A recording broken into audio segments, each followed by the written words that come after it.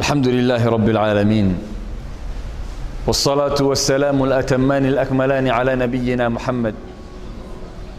صلى الله عليه وسلم وعلى آله وصحبه أجمعين. ما بعد، يا عباد الله، أوصي نفسي وإياكم بتقوى الله عز وجل. والله ليال مساجد كان وجمعيه وجهري مسجد سعد بن معاذ، ما دام جمعيه وجهري وياهي وحنو دور بدني إن إسلا الصحابي أنو كهضلنا سعد بن معاذ. وكما سعد بن معاذ، سعد بن معاذ عرشي الله سبحانه وتعالى مركو دنتي، سعد مركو دنتي عرشي الله أيا قريري، عرشي الله أيا قريري مكو سعد بن معاذ دنتي تلو محول قريري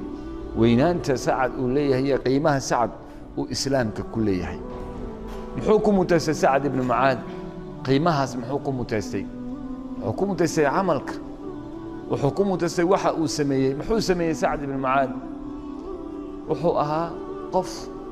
مشركين تكمل أرير أنصاره أما رير أوس أيو أها وحو أها أضي رير أوس بوها سعد بن معاذ انتو سن النبي صلى الله عليه وسلم عليه أسو هجرون مدينة وحصاد دري مصعب بن عمير. مصعب بن عمير وانين أن يراه سقال يتمنجير سيدي يتمنجير وحالات دري مدينة إنه ضدك مدينة دين تبره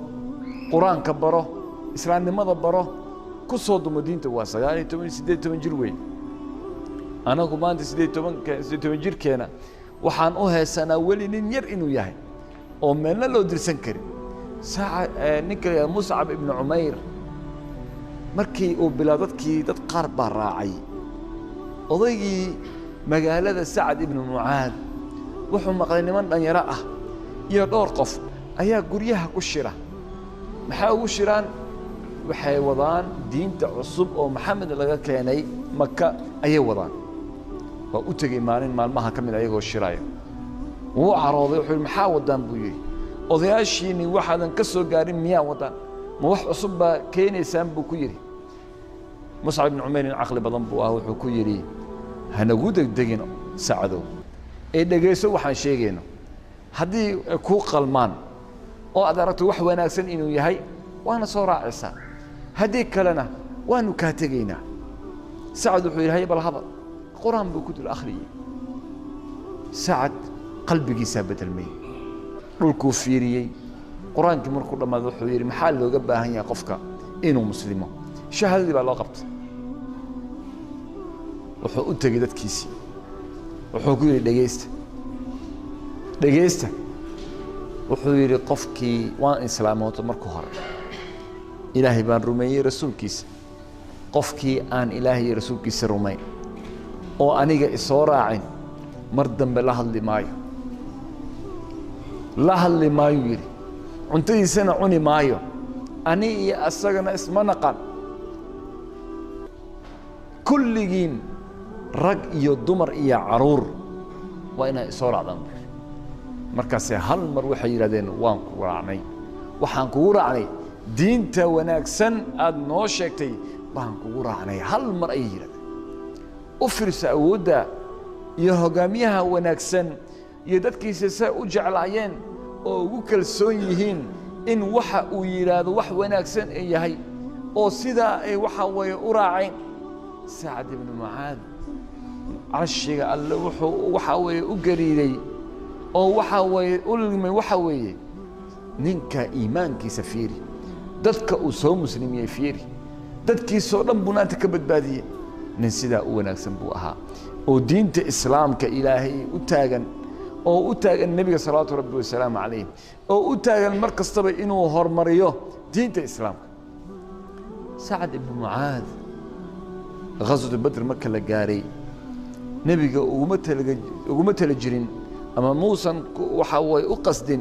إن دجال وضعه مركي ماشي لجاري حل قريش وسودوا النبي الله صدح بقولون وأيقون وإلا كون يدور محان سمينا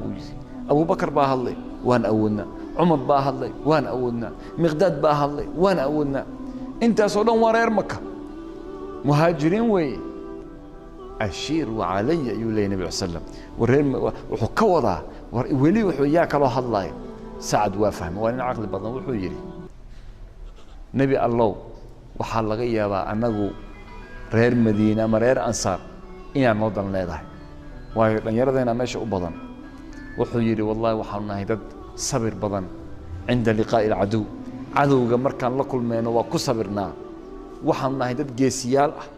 waxaanu nahay dad u istaaga ballankan aan ka bixin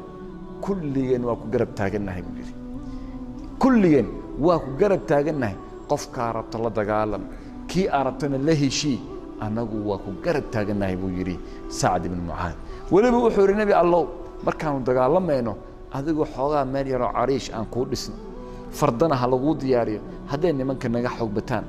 adigu nebi allah tahay ay naga awood bataan madiina u carar madiinana waxaa kaa jiro rag kale buu yidhi oo jeclaan lahaa inaan la dagaalamaan oo cadowga ay jebiyaan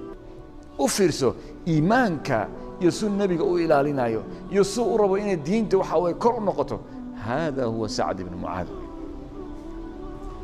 sacd ibnu mucaad hal khudba kuma soo koobi karno khayrkiisa iyo manaaqibtiisii ghaswat lkhandaq markii la qoday godadkii badnaa ayuu sacd ibnu mucaad wuxuu ka mid ah dadka meesha hogaaminayay oo cadowga in la iska dhiciyo reer bani qurayda oo marka hore ballan uu jiray in maadaama ay yuhuud yihiin oo madiinana ay degan yihiin in laga hor imaado qof kastoo doonaayo ama ku soo duulo reer madiina muslim ha ahaado yuhuud ha ahaado wax kale ha ahaado in mid la noqdo gacan la siin ayuu ballanku ahaa sacad baa loo diro marka horena ballanka joogay wuu u tegey wuxuu niman yahow ballankeeni waa ogtihiin raggaa quraysh noogu soo socdo na rabo inay waxa wayna baabi'iyaan gacan ha siinina yuhuudi waxay ugu jawaabtay annagu ma ballan baan galna hadda ka hor rasuulullah aa sheegaysa maxaa waay maba naqaanaba waa dafireen isagoo aad waxa way u murugaysan buu soo noqday markaasuu ma nimankii ballanka aanu galnay nebigu u sheegay nebigu wuxuu yidhi iska daa nasri baa imaan dooneen ilaahay nasrigii markuu soo dejiyey oo nasri uu yimaaday oo quraysh ay noqotay iyo carabtii kaloo dhan ay noqdeen reer bani qurayda ayaa loo yimid nebiga waa u diray dadkii waa tii uu yidhi casir yaa lagu tukan ilaa fii bani qurayda markii meesha la gaaray ayaa waxaa yidhi haye markaasee nebi allow annagu waxaan ku go'naa sacad wuxuu noo go'aamiyo ma sacadkii shalay ballanta uga baxdeen haa markaasuu yidhi haye sacad wuxuu yidhi muusan oran nimankan waan isgaran jirnay saaxiibaanu ahaan jaahiliyada waxa weeye xulafaan ahaan wuxuu yidhi mid kastoo dagaal gaaray oo dagaalamayo nin ah hala diluu yidhi kuwa kalena dumarka iyo carruurtana hala musaafiriyo ha ka baxaan magaalada diinta alle subxaana wa tacaala sacad waa u dagaalamay waa tii uu dhaawacmay fii ghaswat lkhandaq kadibna dhaawacaas u dhintay masaajidka xataa nebi sallam su u jeclaa ninkaa sacd ibnu mucaad wuxuu yidhi teendhaha looga dhiso masaajidka dhexdiisa markaasaa gabadhii rufayda ahaydoo mumarida ah oo kalkaaliya naars ah ayuu dhihi jiray sacd ibnu mucaad ogow xaaladdiisana ogow ilaa markii dambe uu dhintay carshiga alle subxaanahu wa tacaala ayaa u geeriyey sacd ibnu mucaad walaalayaal ninkaa sacd ibnu mucaad masaajidkaanaan ku soo qaadanay oo maanta jimcaha ugu horeey ay tahay oo sacd ibnu mucaad loo bixiyey diinta islaamka wuxuu ku bixiyey naftiisa iyo maalkiisa iyo awooddiisa iyo jaahiisa iyo xooggiisa wax kasta ku bixiyey aniga iyo adiga maxaan diintan ku bixin nin dhallinyaraa tahay maxaa diinta ku bixisay maxaa u samaysay maxaa ku soo kordhisay maxaa dadka ugu yeertay saaxiibada diinta ma ugu yeertay dadka guriga joogo adigu naftaada iska bilaaw salaadaada wanaaji khayrkaada wanaaji dembiga iska ilaali ilaahay ku xirnow dad kalena waxa weeye waa ku badbaadaysaa dad kalena waxay noqonayaan dad wanaagsan laakiin haddii adigu aad waxa weeye diintaada ee waxaa weli daciif tahay haddii adigu weli aad waxa weeye ka fikirayn diinta alle subxana wa tacala waxa u qaban lahayd see u gaaraysaa raggan oo kale iyo saxaabada iyo dadka ma aragtay waaweyn oo alle subxana wa tacaala diintiisa wax u qabtay kadibna alle subxaana wa tacaala uu khayr siiyey jannana mutaystay ilaahay subxaana wa tacaala dhammaanteena hana barakeeyo waxaan ku gabagabeynayaa waxa way khudbada dhexdeeda